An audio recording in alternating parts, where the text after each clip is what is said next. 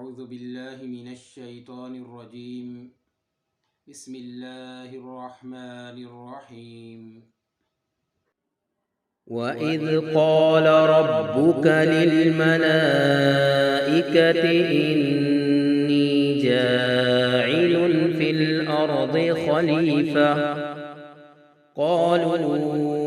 أَتَجْعَلُ فِيهَا مَن يُفْسِدُ فِيهَا وَيَسْفِكُ الدِّمَاءَ وَنَحْنُ نُسَبِّحُ بِحَمْدِكَ وَنُقَدِّسُ لَكَ قَالَ إِنِّي أَعْلَمُ مَا لَا تَعْلَمُونَ. صدق اللہ العظیم. رب اشرح لي صدری ویسر لي امری واحلل عقدۃ من لسانی یفقهوا قولی. وَإِذْ قَالَ رَبُّكَ،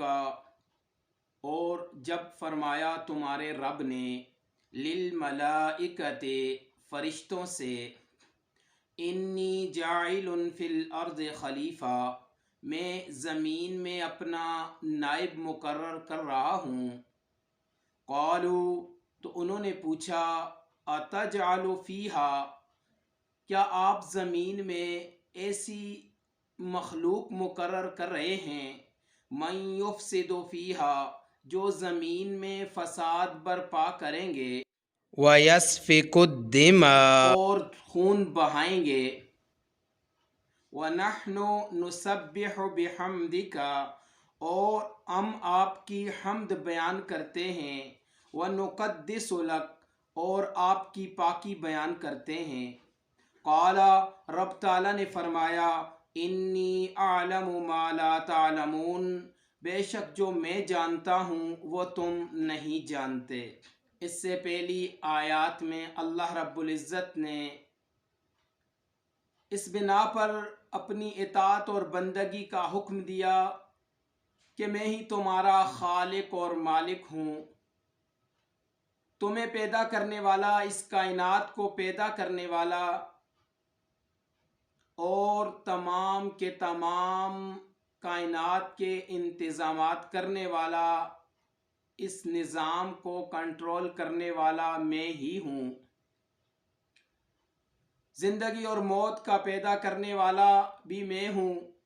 اس لیے تمہیں چاہیے کہ میری ہی بندگی اور اطاعت کریں. پھر بندگی کے طریقے کیا ہیں، اس کے حدود اور آداب کیا ہیں، لہٰذا اس کو سمجھنے کے لیے، اس پر عمل کرنے کے لیے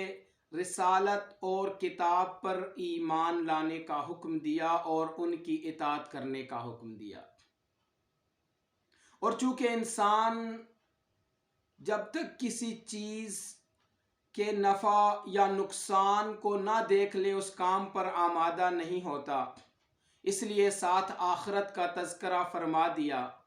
کہ جو لوگ میری بندگی اور اطاعت کریں گے، آخرت میں انہیں اچھا بدلہ ملے گا، جنت کی صورت میں اس کی جزا عطا کی جائے گی. اور جو لوگ نافرمانی کا راستہ اختیار کریں گے، بغاوت کا راستہ اختیار کریں گے، تو ایسے لوگوں کو آخرت میں باز پرس ہوگی اور اس پر سزا دی جائے گی. اب ان آیات کے اندر اللہ رب العزت نے انسان کی حیثیت کو واضح فرمایا کہ دنیا میں انسان کی کیا حیثیت ہے. اس بات کی وضاحت فرمائی کہ دنیا میں انسان مختار نہیں بلکہ ماتحت ہے. وہ مالک نہیں بلکہ مالک کا نائب اور غلام ہے. زمین کا مالک تو وہ ذات ہے کہ جو کسی کا محتاج نہیں ہے. زمین کا حقیقی مالک اللہ رب العزت ہے. اور انسان کی حیثیت کو بتایا، انسان کی حیثیت کو واضح فرمایا کہ انسان تو دنیا میں مالک نہیں ہے، مختار نہیں ہے، بلکہ تو مالک کا نائب اور ماتحت ہے. اسی بات کو یہاں پر اللہ تعالیٰ نے ارشاد فرمایا، وَإِذْ قَالَ رَبُّكَ لِلْمَلَائِكَةِ إِنِّي جَاعِلٌ فِي الْأَرْضِ خَلِيفَةً، کہ جب تمہارے رب نے فرشتوں سے کہا کہ میں زمین میں اپنا نائب مقرر کر رہا ہوں. نائب اور خلیفہ کسے کہا جاتا ہے؟ نائب اور خلیفہ کا کام کیا ہے؟ اس کی کیا ذمہ داریاں ہیں؟ خلیفہ اور نائب کہتے ہیں کہ مالک کی ملک کے اندر اس کے سونپے ہوئے اختیارات اور بتائے ہوئے طریقوں کے مطابق اور اس کے دیے ہوئے وقت کے اندر اپنی ذمہ داری کو پورا کرنے والا، کسی کی ملک کے اندر اس کے مقرر کیے ہوئے انسان کو کہ جو اس مالک کے بتائے ہوئے طریقوں کے مطابق اور اس کے دیے ہوئے وقت کے اندر اس کے کام کو، اس کے احکامات کو بجا لائے گا، وہ اس مالک کا نائب اور خلیفہ ہے۔ تو خلیفہ ہونے کی حیثیت سے، نائب ہونے کی حیثیت سے اس کے لیے یہ جائز اور مناسب نہیں ہے کہ مالک کے احکامات کو چھوڑ کر اپنی مرضی سے کوئی کام کرے۔ اگر کوئی آدمی کسی کا نائب ہے اور اس کے بتائے ہوئے طریقوں کو چھوڑ کر اپنی مرضی سے کوئی کام کرتا ہے تو وہ باغی کہلاتا ہے۔ اسی طرح مالک کی ملک میں رہتے ہوئے مالک کے علاوہ کسی اور کی اطاعت شروع کر دیتا ہے، کسی اور کی بات ماننا شروع کر دیتا ہے، اس کے بتائے ہوئے طریقوں پر کام کرنا شروع کر دیتا ہے، تو ایسا آدمی بھی اپنے مالک کا باغی اور نافرمان ہے۔ یہی حیثیت ان دنیا کے اندر انسان کی بھی ہے کہ وہ انسان اس دنیا میں اپنے حقیقی مالک کا نائب اور خلیفہ ہے۔ یہاں پر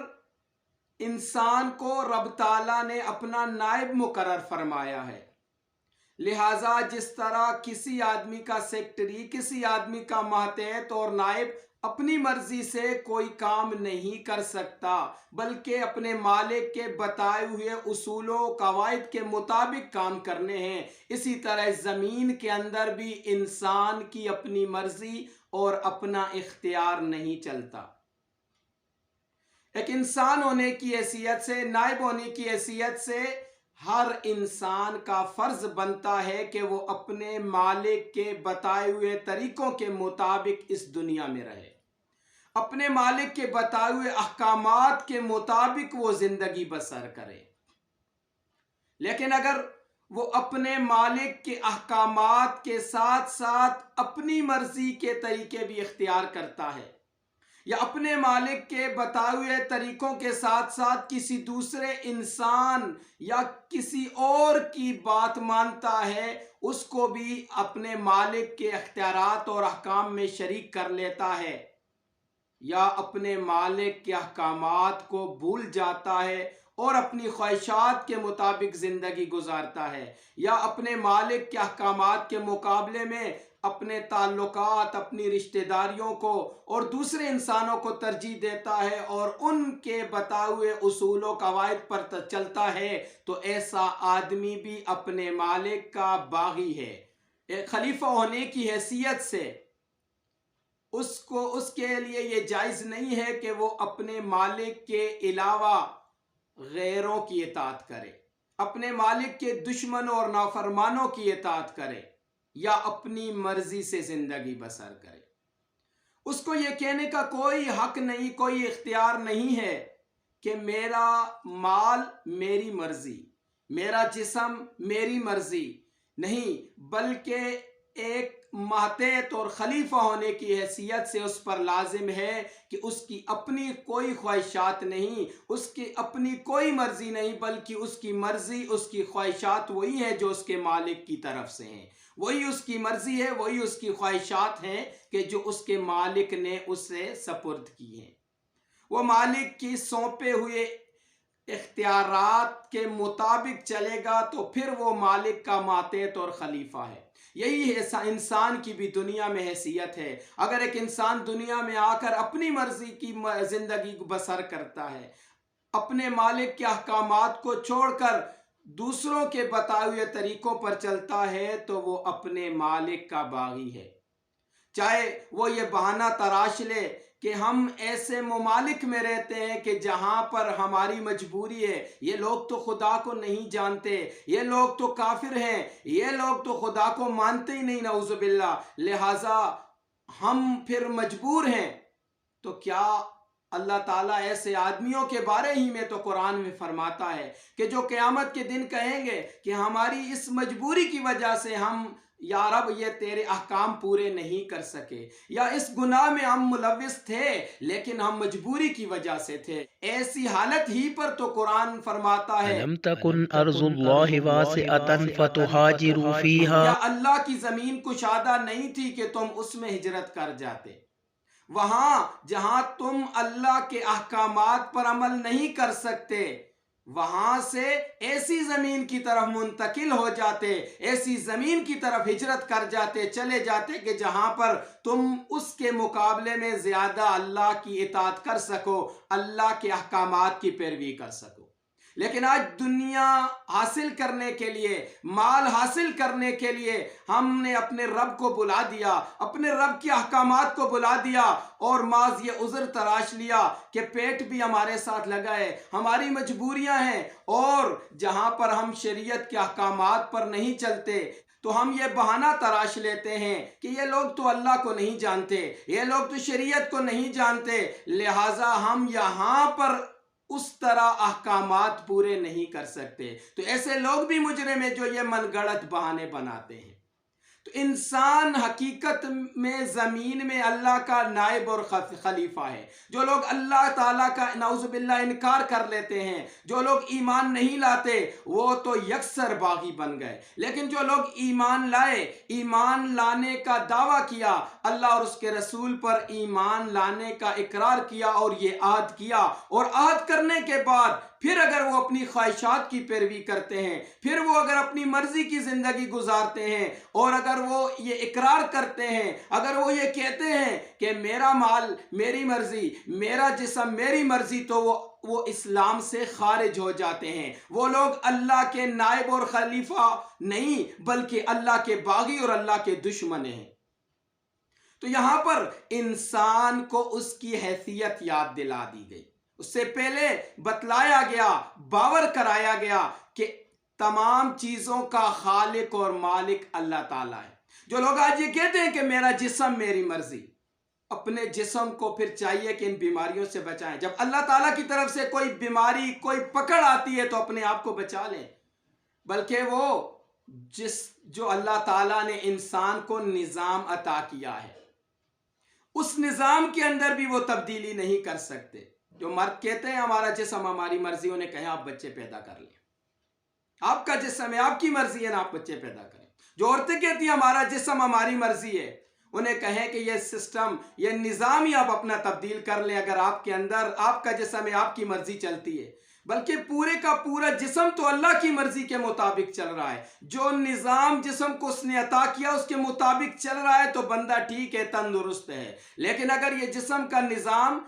تھوڑی سی انسان کی بے احتیاطی کی وجہ سے یا کسی اور وجہ سے خراب ہو جاتا ہے تو پھر انسان تکلیف کا شکار ہو جاتا ہے۔ انسان مختلف ڈاکٹروں کے پیچھے دوڑتا ہے، مختلف حکیموں کے پیچھے دوڑتا ہے، اور ہر طرح سے چاہتا ہے کہ یہ میرے جسم کا جو نظام اللہ تعالیٰ کا بنایا ہوا تھا اس میں خرابی آ چکی ہے، دوبارہ اپنی اصلی حالت پر لوٹ جائے۔ حالانکہ انسان اگر غور کرے تو اس کے اندر کا نظام بھی اس رب تعالیٰ کے ماتحت ہے، اسی کے مطابق چل رہا ہے۔ اس پوری کائنات کا نظام بھی انہی اصولوں پر چل رہا ہے جن اصولوں پر اس کو رب تعالیٰ نے بنایا ہے۔ لیکن اس انسان کو زمین میں تھوڑا سا اختیار کی آزادی دے دی، اس کے لیے ہدایت اور گمراہی واضح بھی کر دیا، پھر بھی اگر انسان کہتا ہے کہ میرا جسم میری مرضی تو وہ ایمان سے خارج ہو جاتا ہے۔ تو ایک مومن اور مسلمان کے شان نہیں کہ وہ اللہ کی زمین میں رہتے ہوئے اللہ کی نعمتیں، تمام کی تمام نعمتیں اللہ کی پیدا کرنا ہے، اللہ کی نعمتیں استعمال کرتی اور کہتا ہے کہ میری اپنی مرضی ہے، میرا اپنا اختیار ہے۔ ایسا آدمی اللہ کا باغی اور اللہ کا نافرمان ہے۔ تو جب رب تعالیٰ نے فرمایا کہ انی جاعل فی الارض خلیفہ، میں زمین میں اپنا نائب مقرر کر رہا ہوں، اس پر فرشتوں نے سوال کیا۔ لازمی بات ہے کہ جب ایک زمین میں ایک مخلوق پیدا کی جا رہی ہے کہ جس کو اختیار کی آزادی بھی دی جا رہی ہے، وہ اپنے اختیار سے اچھائی اور برائی کر سکیں گے،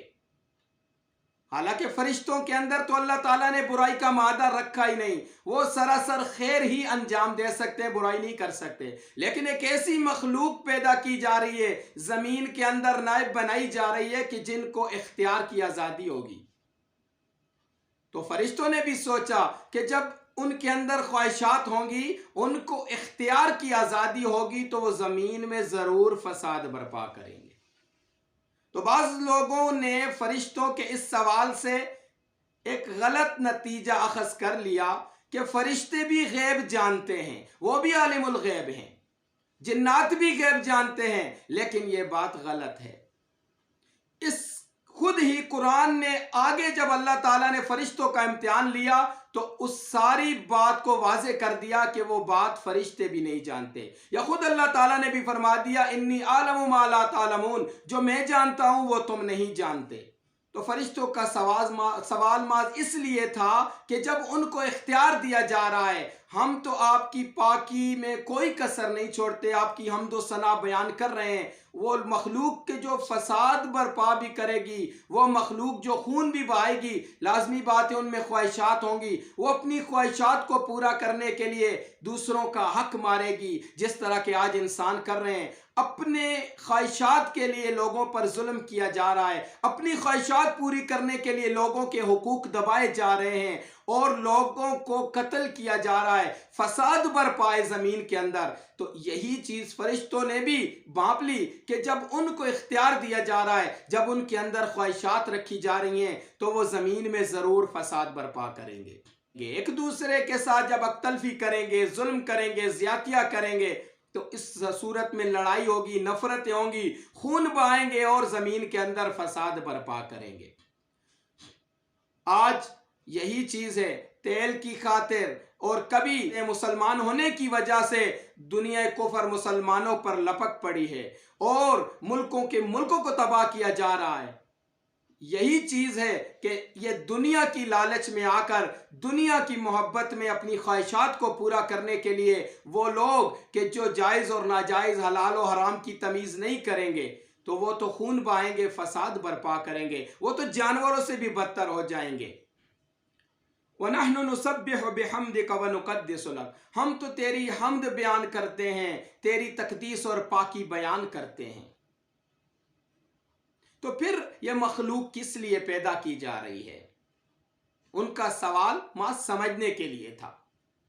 تو اس پر اللہ رب العزت نے فرمایا قال انی اعلم ما لا تعلمون، فرمایا رب تعالیٰ نے کہ بے شک جو میں جانتا ہوں وہ تم نہیں جانتے، تم ضرور میری پاکی اور حمد بیان کرتے ہو، پوری کی پوری کائنات میری اطاعت اور بندگی میں لگی ہوئی ہے، تم بھی لگاتار رات دن ہر وقت میری اطاعت اور بندگی کر رہے ہو، میرے احکامات کو بجا لا رہے ہو، کہیں پر بھی میری نافرمانی نہیں ہوتی، لیکن اس کے باوجود جو میں چاہتا ہوں کہ ایسی مخلوق، تمہارے اندر تو گناہ کا مادہ نہیں ہے، یعنی ایسی مخلوق کہ جن کے اندر میں نے ان کو اختیار دیا، ان کے اندر گناہ کا مادہ بھی موجود ہے،